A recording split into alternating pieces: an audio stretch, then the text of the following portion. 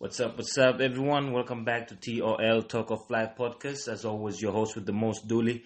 Yeah, we're back after a long time. Last episode I did with my son, and today I'm running solo. Whoa! Well, this episode is motivated by a question that I was asked last weekend. I met this young, very bright person. We were just talking. We were training, and we were just talking, and just asked, "What do you do here?" And he said, "I was studying and everything." And I asked, "What do you study?" He said he's studying European history and development, and I don't know what that entails exactly. Wow, the ice cream truck is passing by. Now I need ice cream. And he explains to me what he was studying a little bit. I understood a little bit, and then I asked him, "What's your aim? Why do you study that?" And his answer was just simply, "I want to help the less fortunate."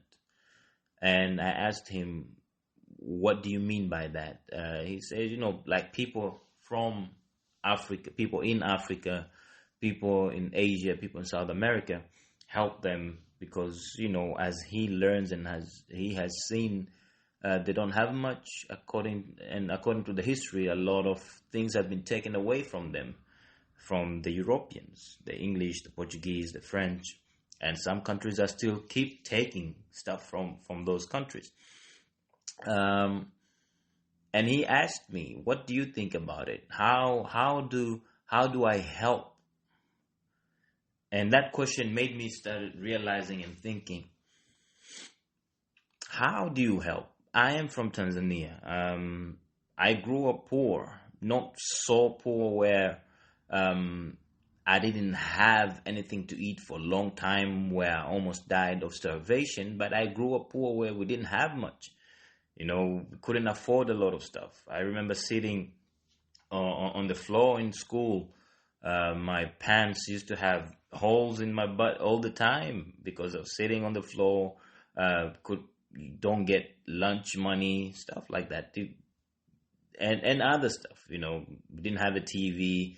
But I remember one time we moved to this place, me and my teacher, because I lived in with my teacher for a while.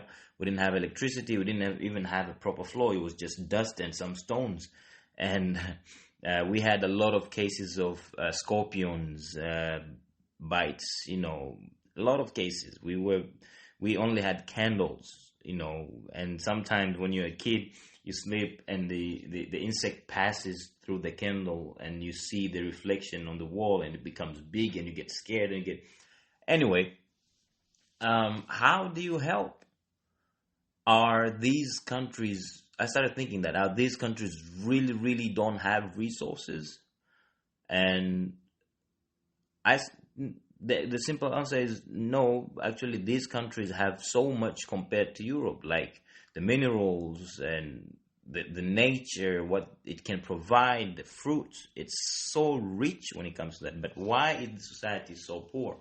And how do you help for a person like from here? And when he asked me that, I started thinking, and I told him, I don't think going there and help there, for example, build school, build wells, it's it's a long term solution. You know what I mean? It's like you might help for a bit, but that's not a long term solution. For me, it's like a lot of things, a lot of resources are being taken away from these countries. For example, Congo, DRC Congo is one of the richest countries in the world when it comes to minerals. The richest. It has a beautiful jungle. It has the biggest jungle in Africa. But this is one of the poorest country in the world when it comes to how people live their lives. Why is that? Why there's so much money in the land, but the citizen, the people, the native are so poor? Right now there is hundreds of thousands of people don't have homes, can't afford food.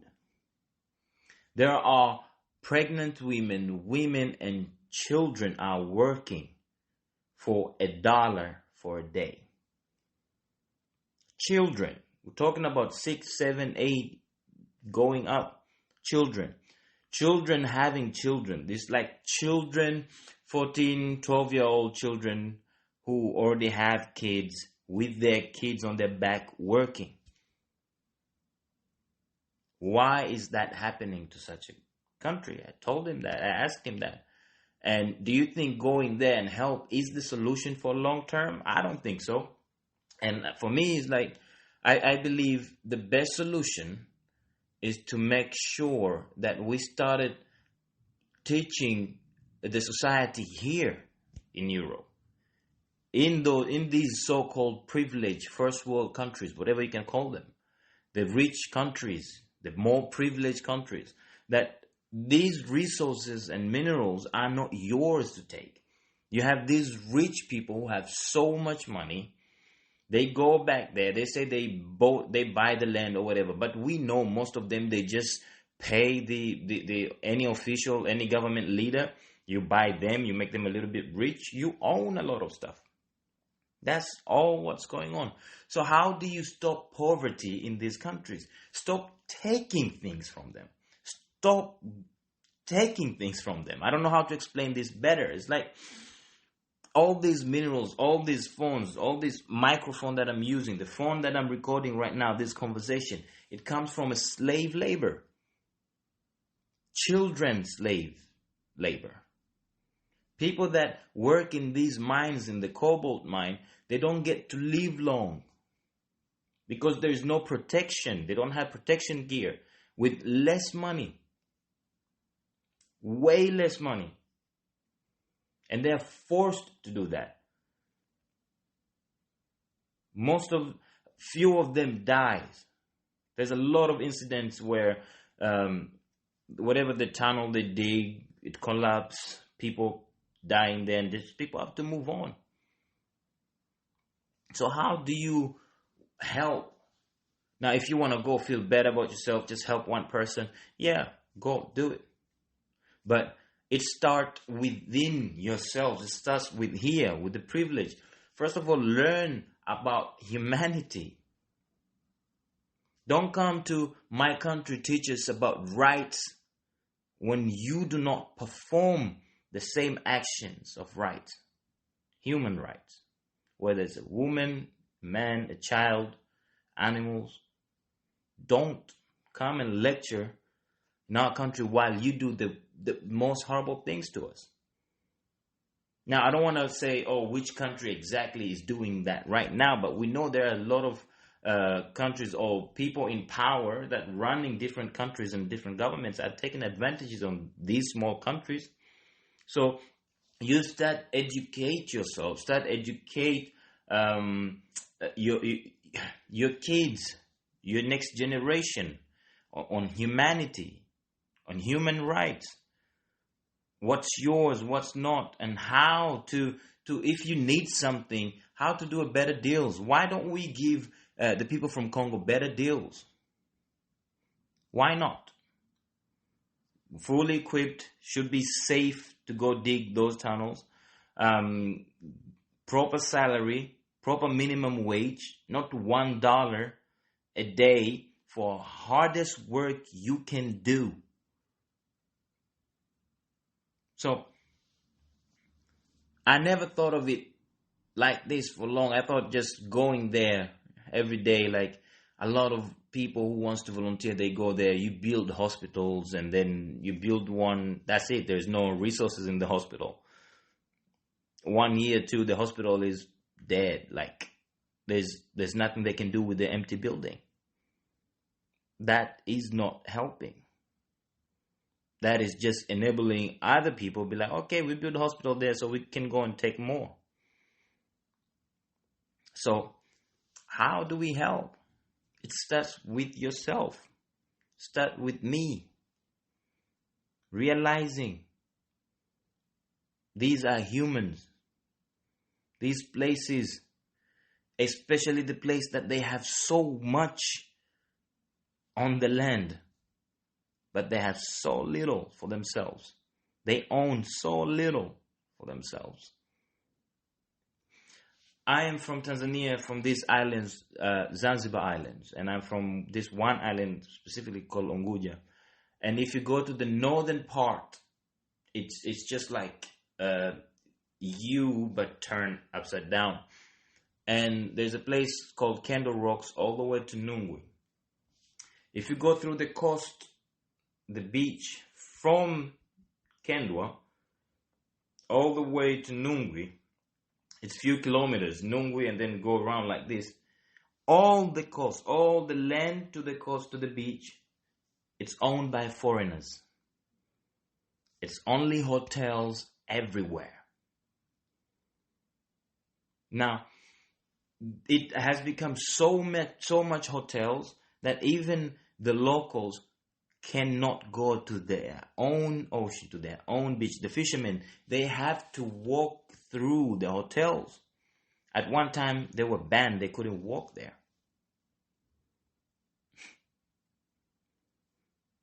And this is the leaders we have. Most of them have sold that land. We understand that.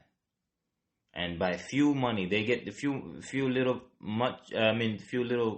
money from these rich people. They sell the land without the people's ideal life. You're ruining these cultures. These cultures, especially at that place, they depend on fishing. They depend on ocean. The activities are there.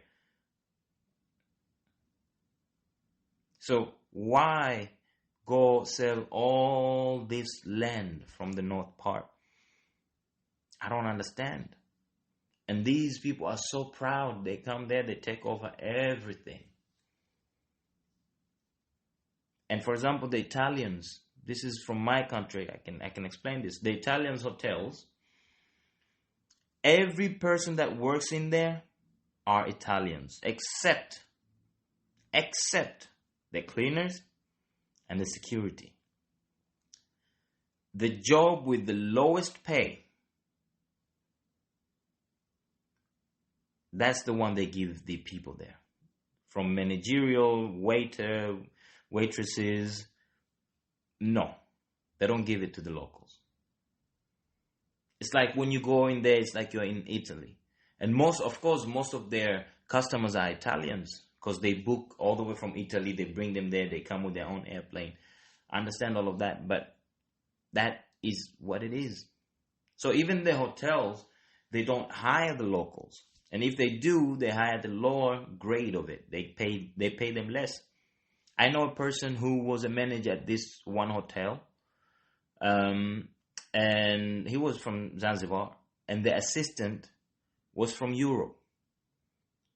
Because the assistant was white, his salary was he was much bigger than the manager. Assistant manager has a bigger salary than the real manager. And the difference is because the manager is from Zanzibar and the assistant is white. How is that possible? So, all these things that are happening, these are the things that makes those places poor, makes those people poor. It is not just because those places were poor before. No. So how do you help? Stop taking from those places. Stop stealing things from those places. Practice human rights to those places. Stop child labor from those places. If you ask most Africans, why do you want to go to Europe? It's not because these countries are beautiful. It's not because you have, wonderful forest or nice beach. No, we just want to come here and make a little bit money and maybe invest back at home. That's all we want. If you ask most Africans living in Europe, What's your 15, 20 years goal?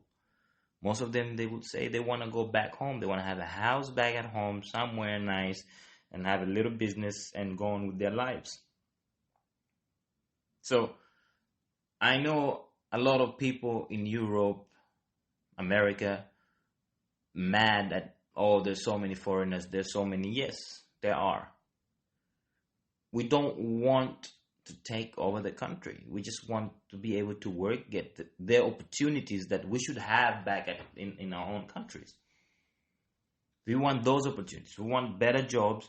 We want job. When you get a job, it's worth working for that job. You get your money, your salary is worth of what you're doing. Not go 10, 12 hours digging for minerals with no equipments, proper equipments, no safety, for $1 a day. So this infuriates me a little bit, but I also understand this is not being told. This is not being educated to the generation, the uprising generation. And why is that? Is it to keep those places poor? Maybe. There is a bigger chance percent that is the reason. You don't educate these people, or you misinform them, give them wrong information about these places. So, as to do everyone a good favor, when you talk about helping people, especially those poor countries, like my country, Tanzania, Rwanda, Burundi, Congo, Malawi, Zimbabwe, Sudan, and many countries in Asia as well, South America. Stop taking their resources. If you come to a place where we don't know how to use our resources and you see there's a potential in a good way, also just try to inform them, give them education. There was one example. There was a leader of I think the France leader went to Ghana. I'm not sure. Don't quote. But the premises was the French offered scholarships for students to go to France and learn, like university. And the president of Ghana said to him, why don't you, if you really want to help, why don't you build that school here? So our people don't have to go to France. Build the schools, the universities in Ghana. So these people can have family and go to universities over here. They can go to their families. Don't detach them from their family. Just teach. If someone don't know how to use something, teach them how to use, not take away from them. That's all I wanted to say today. I hope you enjoy. I hope you listen more podcasts. And I'm sorry I haven't been releasing for a long time. But yeah, Talk of Life podcast is back, and one episode every 2 weeks. See you soon.